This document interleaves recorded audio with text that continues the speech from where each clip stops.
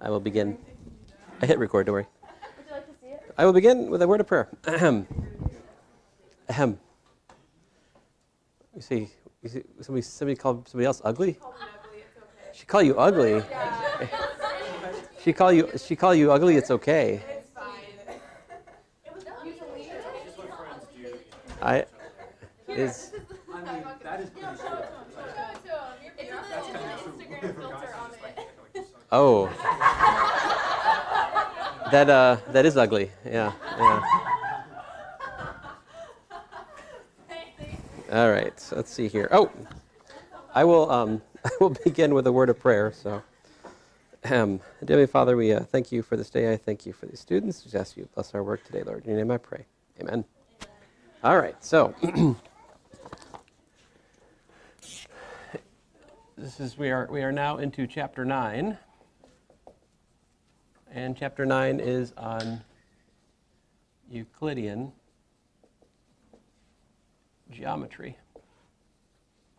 So up till now, sort of dodged the question for the most part about angles, lengths, and many of the geometric questions you might ask.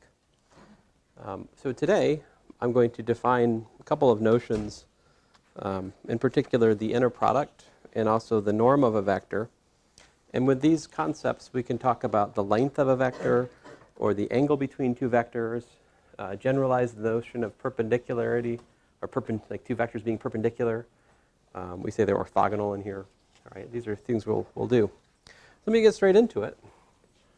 So there's the definition. Let V be a vector space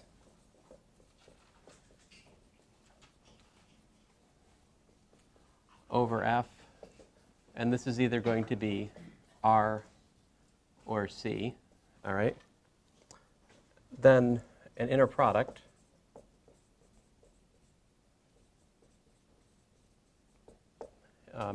is a function, all right,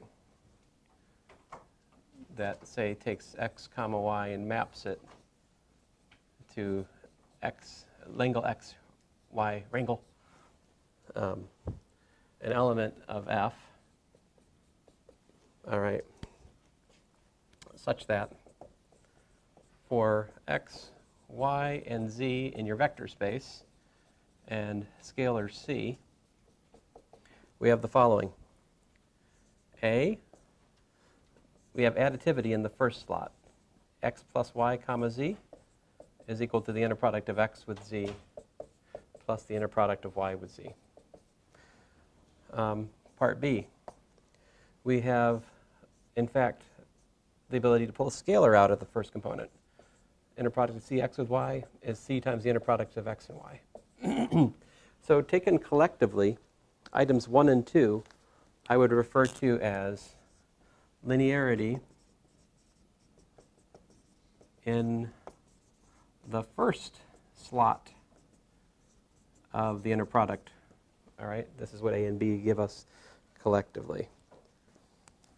However, we don't have linearity in the second entry, generally speaking. In the complex case, at least, it's not the case. So what we do have for axiom C is that the complex conjugate of x and y is equal to yx. Here, like alpha plus I beta conjugate is alpha minus I beta, right? And, side comment. So if our field is the reals, then C reduces to what?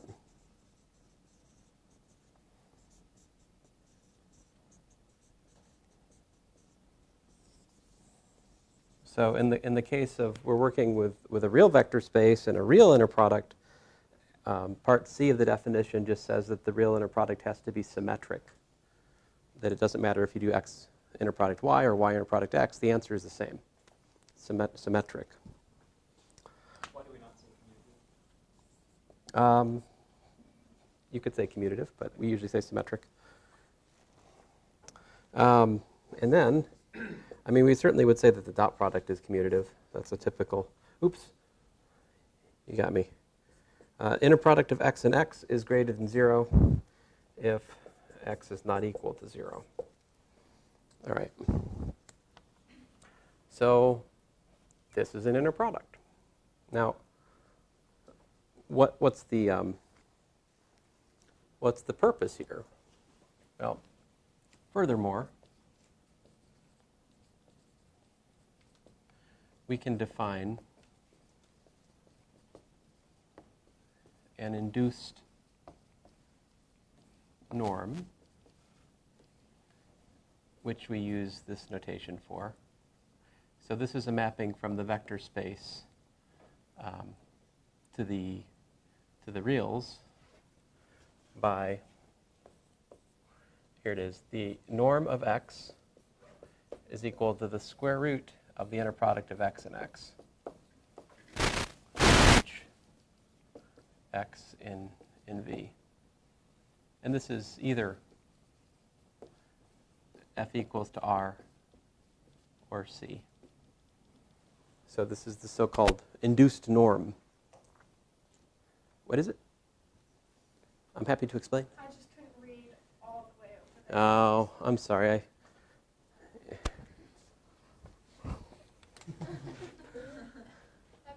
I could do it once.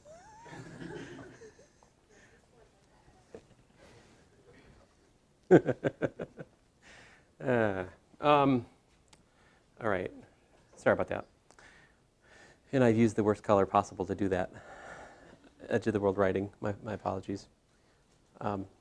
Okay, so this is the induced norm. So if I have an inner product, by the way, an inner product, a vector space paired with an inner product is called a quote-unquote inner product space. So you could say V, comma, Langle-Ringle is inner product space. What's that word you're using? So this symbol in tech is left angle. And this symbol is right angle. So I refer to them affectionately as Langle-Wrangle because that's their LaTeX. But I just mean bracket, angle bracket. Yeah. Sorry. They're not the same as like less than or greater than. Those are more, they're different, yeah.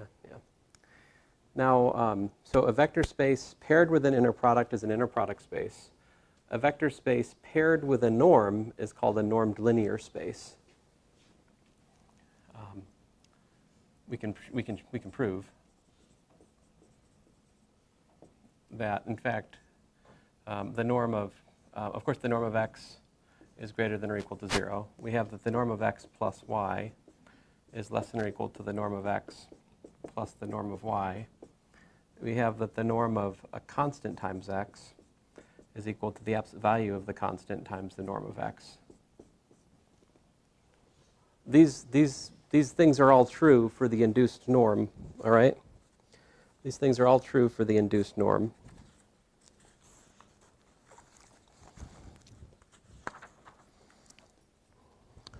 And indeed, so in addition, so I just, definition, vector space V with a function double bar, like denoted like this, that takes V from to the positive, non-negative real numbers satisfying these conditions is a normed linear space.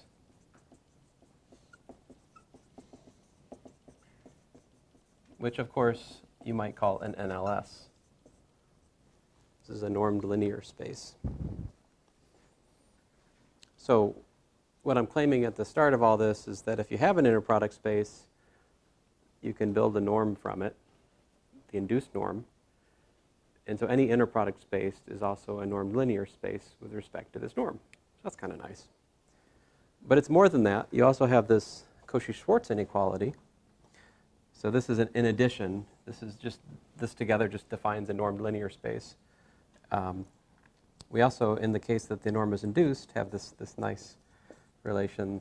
I should say not this, but the absolute value. All right. So this is either the absolute value in the sense of a real number, or it's the length of that as a complex number. But the Cauchy-Schwarz inequality says that this is less than or equal to the norm of x times the norm of y. So this up here was the triangle inequality. This down here is the Cauchy-Schwarz inequality.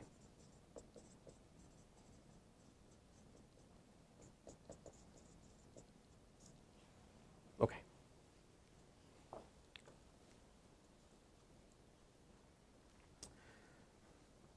Now I have proofs for the Cauchy-Schwarz inequality and the triangle inequality, both on page 260 of the notes. I want to focus most of our attention here on class on examples, so I'm going to avoid the temptation to prove those in here.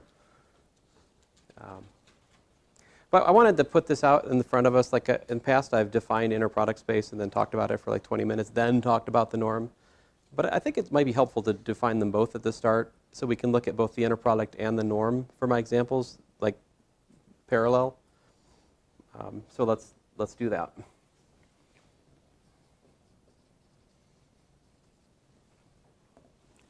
It might also be fun to throw out one more definition that we can study as we go on here. Vectors x and y in an inner product space V are orthogonal if the inner product of x and y is 0.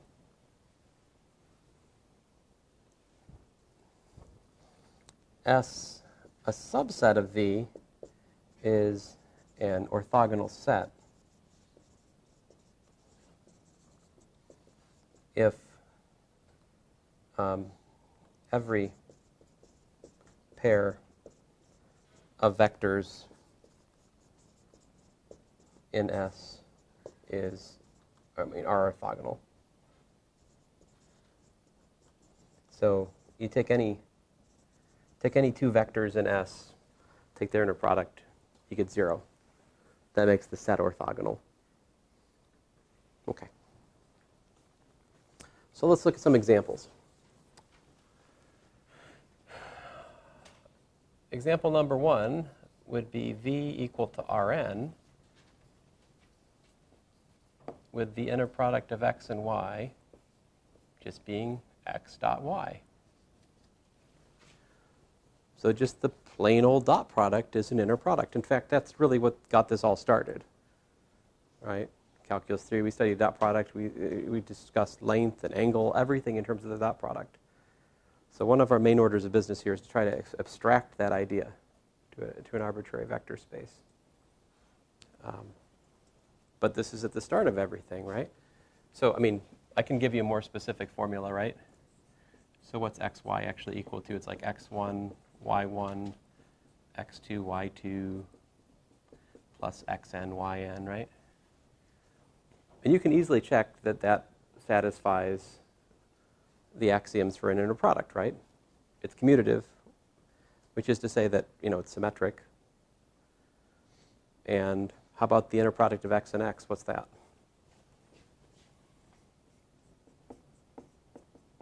You got x1 squared plus x2 squared plus xn squared, right? And so the length of x is the square root of x1 squared plus x2 squared plus plus xn squared, right? This should be familiar, right? That's the distance of the point x from the origin in Rn. if we look at n equals to 2, it's just the square root of x squared plus y squared, right? Or x1 squared plus x2 squared, that's the distance from the origin. 3 dimension, we take the sum of the x, y, z components squared, add them together, take the square root.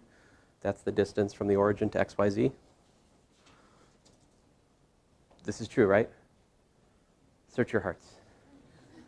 You'll find it to be true. What happens if I put the norm of x equals to 1 and say like all x in Rn such that this?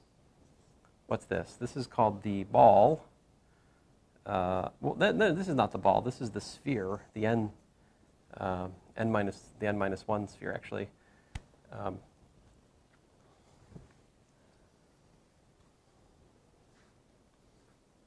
Let me explain this. So in R2, right, we have S1 as a subset of R2 is the usual language. It's the unit circle, would be S1, right? And then how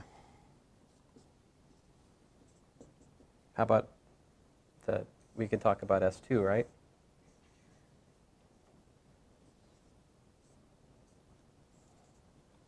Subset of R3. So if we look at the collection of points that are distance 1 from the origin, this is the 2 sphere. But we could just as well define the n minus 1 sphere in Rn.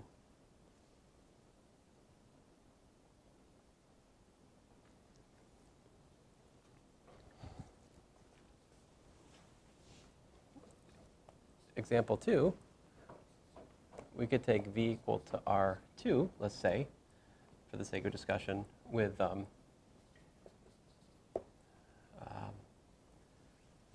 inner product of, let's say, x1, y1, comma, x2, y2, to be the sum of x2 minus x1. Oh, I'm an idiot. That's not what I want. Sorry, guys. Stink. Oh.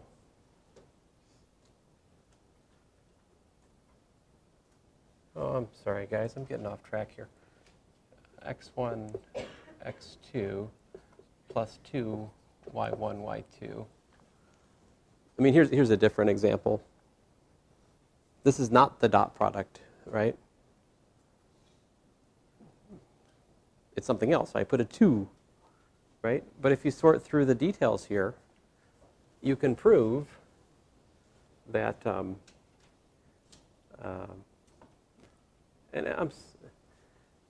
you'll forgive me if I erase that. Let me like try to be consistent with my notation, so you can make the direct analogy more complete. x1, y1 plus 2, x2, y2, sticking with my nomenclature from example 1. All right? So if this is a rather different inner product, right?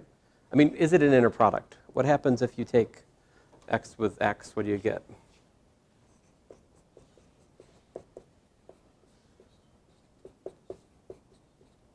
Right? If you set this equal to 0, that's going to be 0 if and only if what? Yeah, x1 equals to x2 equals to 0, right? So I didn't state it that way, but this is something that has to be true for an inner product, is that it's only 0 if the inner product of x with x is only 0 if you put x equal to 0. That's a theorem that I have in the notes. And you can easily see it's symmetric, right?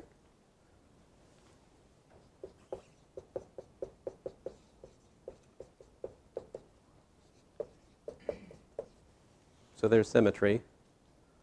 You can check linearity, right? So this is an inner product. What's the induced norm here?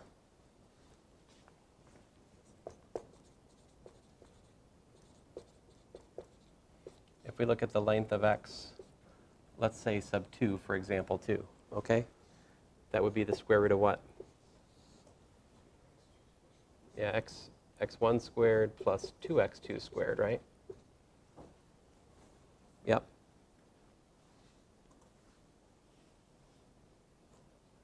We're going to prove that the function is an inner product. Do we need to prove it for all four conditions? Yes, all four conditions. I was saying you can check the linearity. I have not done everything. Fair enough, yeah. So I checked a sample condition. It's not a complete proof, no. Okay, great. So this would be the norm induced for this inner product, right? What would the analog of a circle look like with respect to this notion of vector length? What's a circle? See, if I set this equal to, this norm equal to 1, that means that x1 squared plus, 2x2 squared equals to 1. So with respect to this notion of length in the plane, ellipses play the role circles do.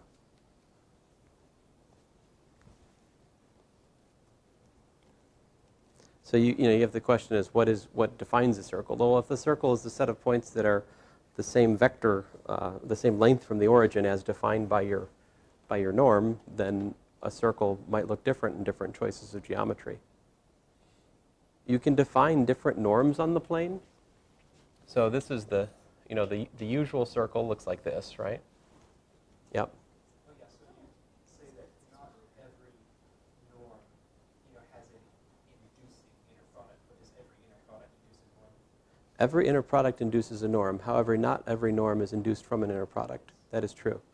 In particular, I can define the length of x to be the absolute value of x1 plus the absolute value of x2. This is the so-called one norm, the sum of the absolute values of the components. This, in fact, cannot be induced from an inner product. It's not obvious, but it's not obvious that that's true, but it is in fact true. But what's interesting is if you use this notion of inner product, the circle, with respect to that one norm, is a diamond. If instead you let the length of a vector, the so-called 3 norm, would be the cube root of x1 cubed plus x2 cubed. This is the so-called 3 norm. If you look at the quote-unquote circle with respect to the 3 norm, so this is essentially p equals to 1. This is the Euclidean p equals to 2. This is p equals to 3. The circle with respect to the p equals 3 norm, well, I have to draw all of them on the same thing. So here's the circle. Here's the 1 norm. The circle with respect to the 3 norm looks like this. It's like a circle that's been blown out a little bit. If you were to replace 3 with 4, take the 4th root of the sums of the 4th powers of the components, that also defines a norm, so-called 4 norm. If you take the limit as p goes to infinity, you get something called the sup norm, or sup. So you take the supremum of x1 and x2, or the max if you like, since that would be the same.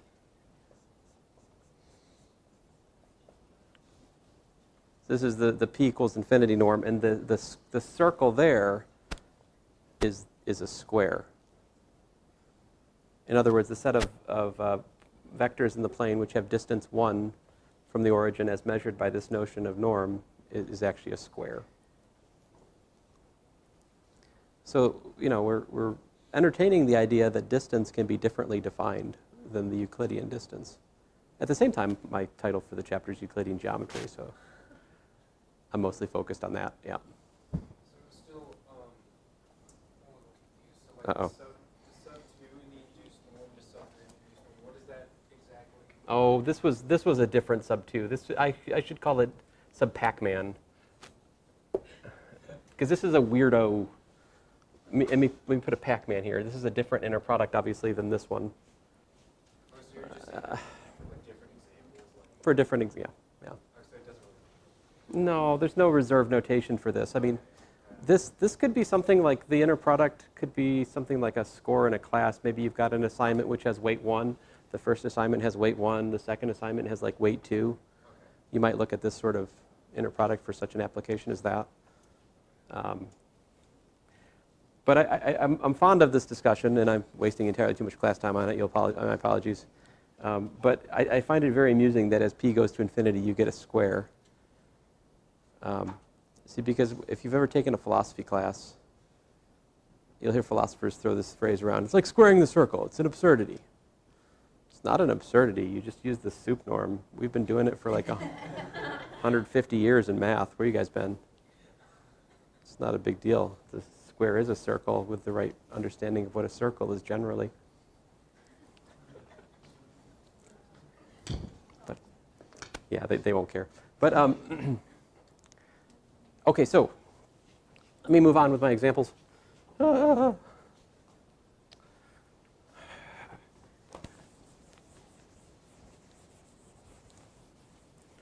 All right, so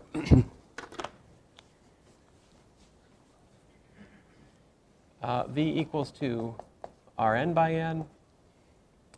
So here, you might want to define what's the inner product of A and B. Two square matrices, guess what you do? You do A1, 1, B1, 1, plus A1, 2, B1, 2, plus plus ANN, BNN. In other words, just take the n by n matrix, string them out as like they're a big old vector, and take the dot product of those vectors. Now that's great, but it turns out there's a super sneaky formula for this, and it's just this. It's the trace of AB transpose.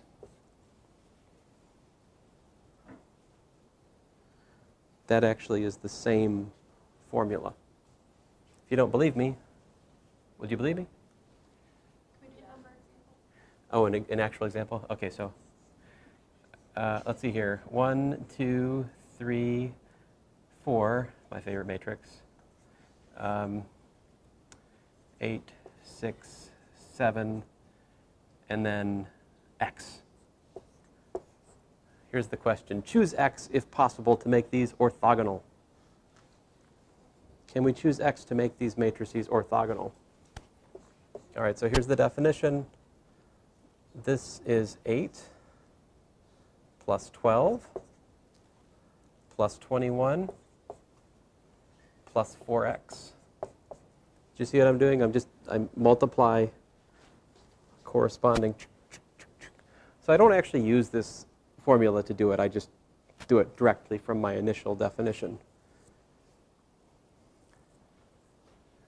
So if what do I got? 20, 41. So if this is A and this is B, to make A perpendicular to B, we choose x equals to minus 41 over 4.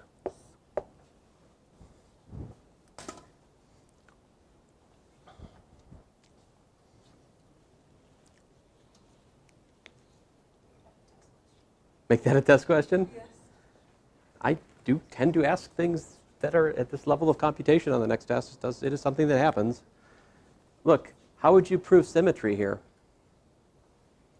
So this is what? This is the trace of what? A, B transpose, transpose, right?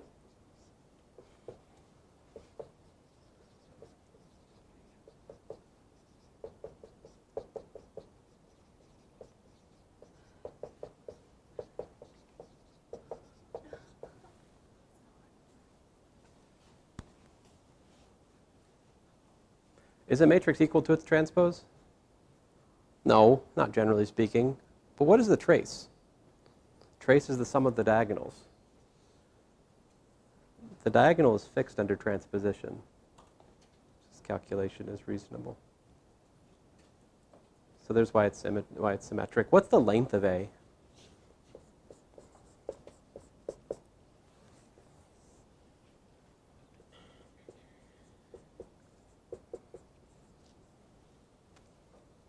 That's the length of A here. This is the so-called, by the way, that this has a name, it's called the Frobenius norm. All right?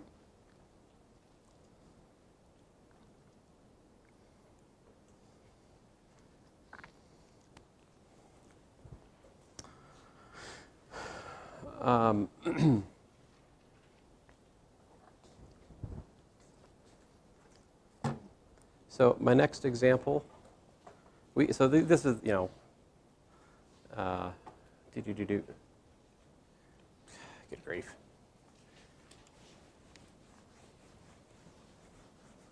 Poor life choices. Let's see here.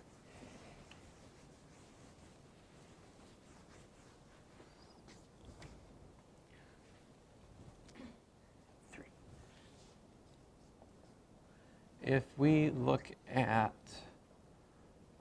continuous functions from 0 to 1, continuous functions on 0, 1, then you can let the inner product of f and g be equal to the integral from 0 to 1 of f of x, g of x dx. This is an infinite dimensional example because the continuous functions from 0 to 1 are not a finite dimensional vector space, right?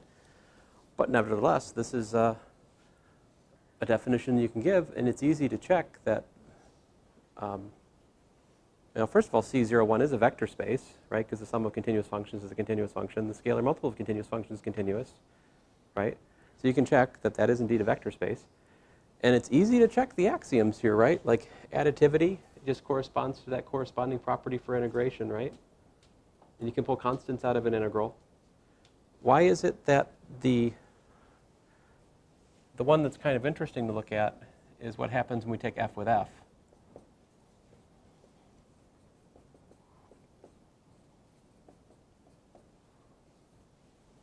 I mean, is it possible to have, if this is equal to 0, what does that tell you? Yeah, it means f of x has to be identically 0, right? Because f is continuous, it can't just be non-zero at one point. It has to be continuous in a neighborhood of that one point, which means when you calculate the integral, you get something non-trivial. So the only way we could have 0 here is that implies that f of x is equal to 0 for all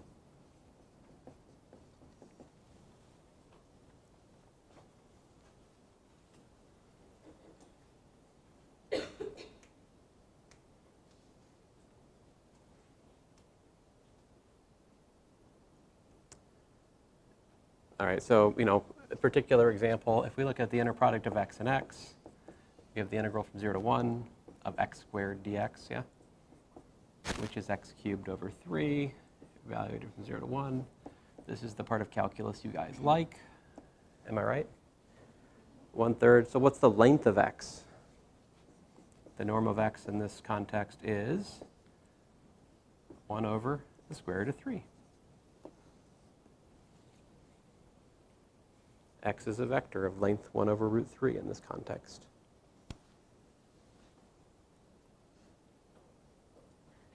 Now, my choice of 0 to 1 here is somewhat immaterial. As we go on, I'll look at things from -1 to 1, and it changes the calculation a bit. Instead of getting 1/3, you get 2/3 here, and so forth. But all right, next up.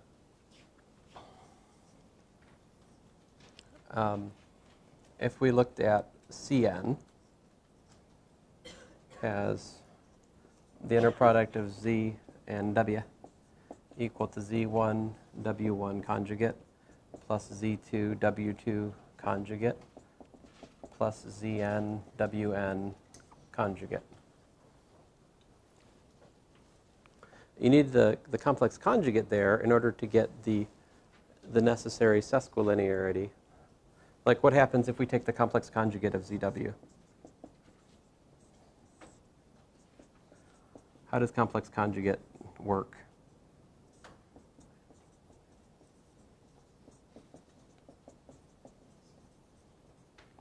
One of the reasons we have this course as a prerequisite for 421 is to try to get you comfortable with this. You should never comfort yourself with this idea that complex is not a prerequisite for another class, so you don't need to know complex. That's just a fallacy. We do cover complex variables in other courses other than complex. It's just complex variables is where we study complex analysis. Complex algebra is in all your higher level courses, be it differential equations or this course or 421. It's something you need to learn if you don't know already. Many of you want to be future high school teachers. This is something you need to master anyway. So the complex conjugate of a sum is the sum of complex conjugates. And how's that work?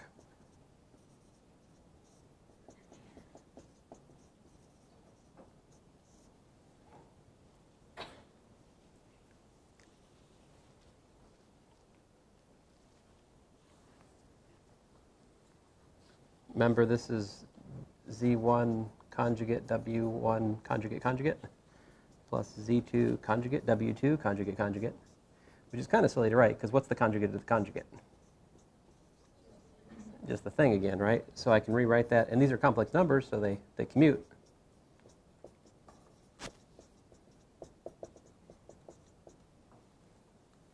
So what do we got?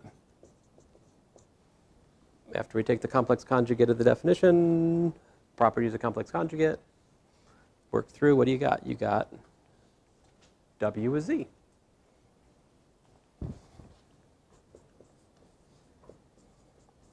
Which is what we need for axiom C over here. Here, I'll look at a particular one. If we let Z equals to, say, 1 plus I, 2, 3 minus 4I, then what is the inner product of Z and Z here in this context? It's 1 plus I times 1 plus I conjugate plus 2 times 2 conjugate plus 3 minus 4I times 3 minus 4I conjugate, right? And so what's going on here? What happens when you multiply a complex number by its conjugate? What does it give you?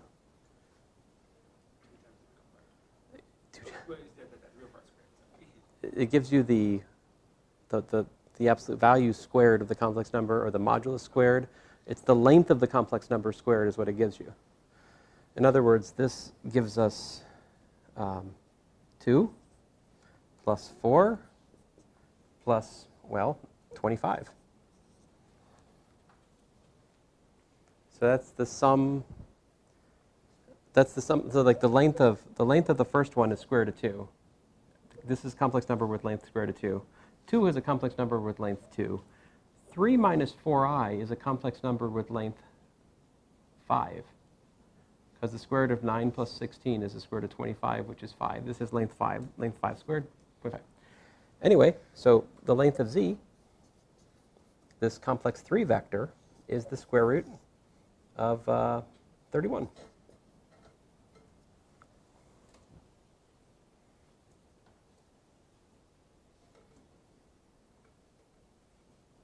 All right. You can also, 6, if you have Cn by n, let the inner product of big Z and big W be the trace of Z. How'd it go? If I erased it. Z W bar transpose. That is essentially just the complex inner product of the complex matrix looked at as a n squared vector. It's just piggybacking off my previous example. All right. Uh-oh, sorry, should have warned you.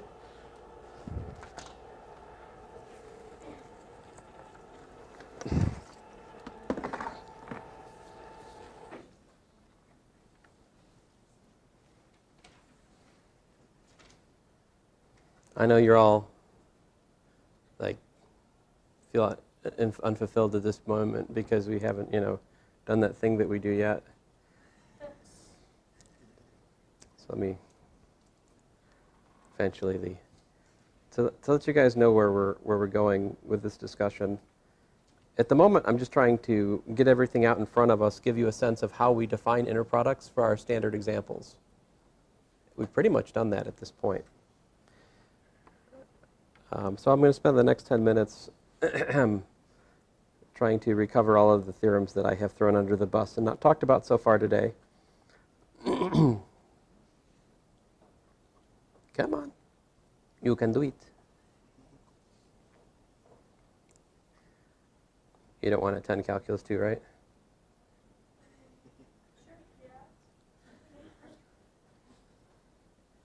You'd rather take Calculus 2? I think in some sense Calculus 2 is harder than this course, but anyway. 1408 is the magic number.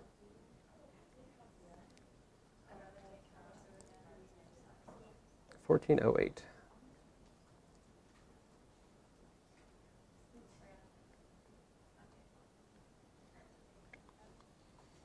Now, the thing I haven't defined yet, and I should have, well, I'll look at it on the projector, is angle. We can define the angle between vectors, all right? And there are two different notions of angle to define, complex versus real. Now, for a real vector space, oh, you already got it, yeah. For a real vector space, whoa, it's easy enough. So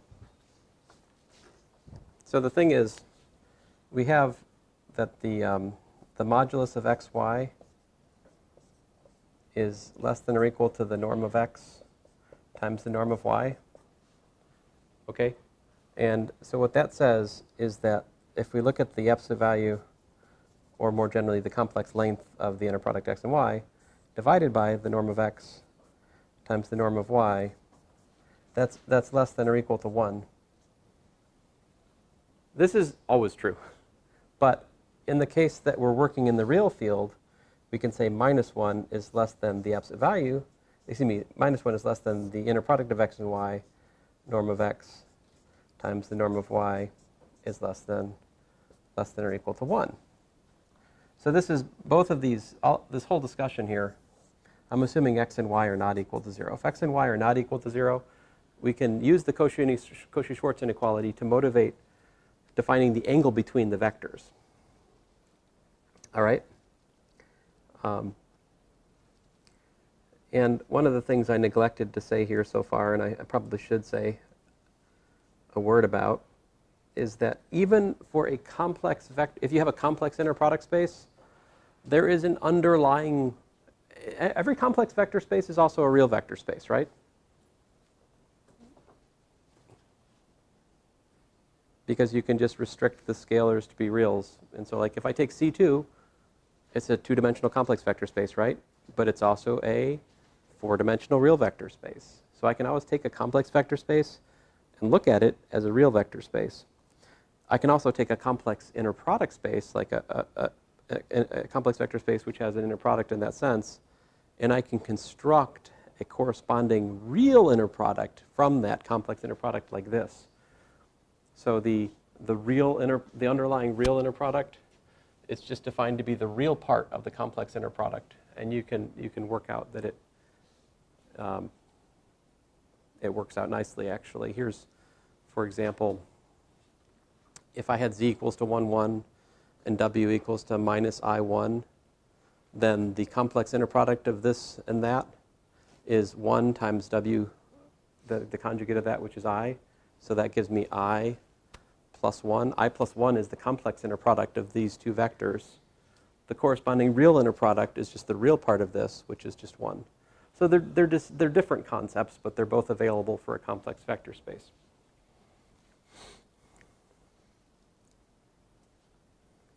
So we just talked about that example and that example. There's that example. Great. You could just as well define the inner product on all polynomials by the integral from 0 to 1 of f of x g of x dx. It's still the case that if you have a polynomial and the integral of the square of that polynomial from 0 to 1 is 0, that forces the whole polynomial to be 0. But if you thought about arbitrary continuous functions on the reals, it wouldn't work. Because arbitrary continuous functions on the reals, you could have the situation like this. It's 0, like that, but then over here, you got some hump, right? And if this is what the graph of f of x looks like, you know, for f some continuous function on the reals, then that means if I tried to define the inner product just integrating from 0 to 1 continuous functions, that wouldn't work, right? I think you have a homework problem which is basically begging this question. So I'm going to go on, though, because we have other things here. So these are derived things you can derive from the axioms that, for example, you can prove that you also have additivity in the other. So if you have A, B, C, D are true, we can get these are direct consequences. The proof is down here. Well, actually, it's not. But you can prove that we have additivity in the second slot. If you pull a constant out of the second component, you get complex conjugate, generally speaking. For a real inner product, you can just pull numbers out. You know, like the dot product. If you have a scalar multiplying either of the vectors you're dot producting, you can pull that number out, right? But if we're in the complex case, we have to pull out a conjugate there. Inner product of any vector with a 0 vector is 0. This says what? This says 0 is orthogonal to everything. Yeah, everything. And finally, this is something I've been checking on, right? Because this is one of the things I can tell whether or not something's an inner product. If the inner product of x when x is 0 for some x not equal to 0, then game over. It's not an inner product because this is something that's true for inner products. And then finally, this is kind of cancellation property. If you have x inner product y is equal to x inner product z, and if that's true for all x, then that implies y equals to z. It's not enough to know that it's true for 1x. Can you guys think about something in between for 1x and for all x that would still give you truth there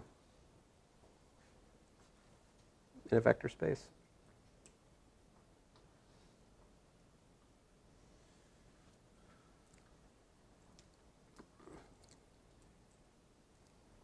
Well, the answer to that is if you had equality for a basis, that would be enough. You could prove that this is enough. So anyway, this is what I was trying to get to. For a real inner product space, the angle between two vectors is defined implicitly by cosine of theta as inner product of x and y over this. That gives you an angle between 0 and pi. But if we're dealing with a complex inner product space, we can also define the so-called complex angle, which I use theta tilde for. And it's something like the modulus of the inner product divided by the lengths of the lengths of the norms of the vector. This is a positive quantity. That means that the cosine will fall between 0 and pi over 2. These are both interesting angles for a complex vector space. Roughly speaking, you could have a complex angle be 0 when there's like a complex linear dependence between the vectors. And you could have the real angle be like pi over 2 or something in that same situation. Just because you have like a complex linear dependence, that does not mean that you have a real linear independence. It's possible. They're different ideas. You have a homework problem which studies this notion. And finally, that brings us to orthogonality of vectors, which we'll talk about in depth next class. But in short, orthogonality is wonderful and beautiful and simple. For example, if it's orthogonal and non-zero, we get linearly independent. To calculate the coordinates of a vector with respect to an orthonormal basis, all you do is take the inner product with respect to the basis of your given vector.